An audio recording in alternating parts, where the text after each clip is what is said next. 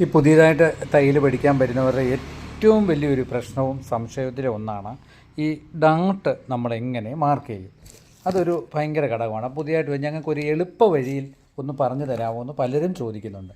അപ്പോൾ എളുപ്പ വഴി നമുക്ക് ഡാട്ട് ചെയ്യാനുള്ള ഏറ്റവും എളുപ്പ വഴി എന്ന് പറയുന്നത്, നമ്മൾ ബാക്ക് പീസ് എന്താണേലും നമ്മൾ 1.25 ഇഞ്ച് വണ്ണം തള്ളിയിട്ട് തയ്യൽ തുമ്പ് കൂട്ടാനായിട്ട് ഇടുന്നുണ്ട്.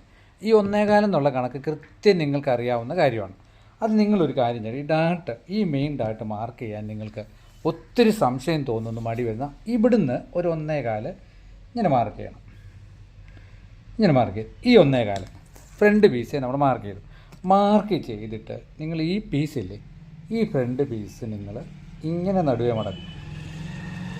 മനസ്സിലായി? ഇങ്ങനെ നടുവേ മടക്കിയിട്ട് നഖം കൊണ്ട് ഇങ്ങനെ പോർച്ച് കൊടുക്കണം. എന്നിട്ട് ഇതിൽ നമ്മൾ 3 ഇഞ്ച് മാർക്ക് ചെയ്യണം.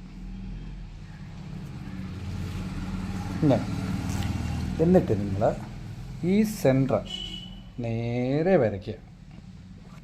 പിന്നെ ഡാട്ടിൻ്റെ വിത്ത് നോക്കി 1.5 ഇഞ്ച് സൈഡിലോട്ടും കൂടെ വരയ്ക്കുക.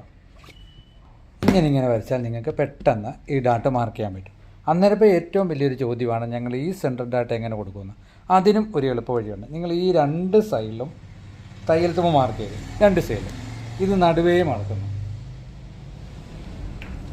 എന്നിട്ട് ഈ സെൻറ്റർ മാർക്ക് ചെയ്യുന്ന 4 ഇഞ്ച് താഴോട്ട് കൊടുക്കുക. കൊടുത്തിട്ട് ഇതിൽ നിന്ന് 1.5 നീണ്ടു നിൽക്കുന്നതിൽ മാറ്റിയിട്ട് ഇങ്ങനെ മാർക്ക് ചെയ്യും. ഇതും 4 ഇഞ്ചേ പിടിക്കാവുള്ളൂ. ഇതിങ്ങനെ മാർക്ക് ചെയ്യും. അപ്പം ചോദ്യം പിന്നെയും ഇതായി നിൽക്കുന്നു, ഞങ്ങൾ എങ്ങനെ ഈ റിഗാൾ ഡാട്ട് മാർക്ക് ചെയ്യുന്നു. റിഗാൾ ഡാട്ട് മാർക്ക് ചെയ്യാൻ നിങ്ങൾക്ക് മാർഗമുണ്ട്. നിങ്ങളൊരു കാര്യം ചെയ്യൂ, ഈ ഫ്രണ്ട് പീസില്ലേ, ഈ ഫ്രണ്ട് പീസ് എടുത്ത് ഈ ഡാട്ടിൽ 2 ഡാട്ടിലും വരുന്ന പോലെ വെക്കുക. ഈ ഫ്രണ്ട് പീസ് എന്നിട്ട് ഇവിടെ ഒന്ന് മാർക്ക് ചെയ്യുക. കണ്ടോ? ഓക്കെ, മാർക്ക് ചെയ്തു. ഇതിൽ നിന്നും 1 ഇഞ്ച് തള്ളും. ആ മാർക്കിൽ നിന്നും 1 ഇഞ്ച് തള്ളി 1.5 ഇഞ്ച് തള്ളി നിൽക്കുന്ന പോലെ മാർക്ക് ചെയ്താൽ സുഖമായിട്ട് നിങ്ങൾക്ക് ഈ ഇതും ചെയ്യാവുന്നതേ ഉള്ളൂ. ഇപ്പോൾ 2 ഡാട്ടിൻ്റെയും കാര്യത്തിൽ എളുപ്പവഴി.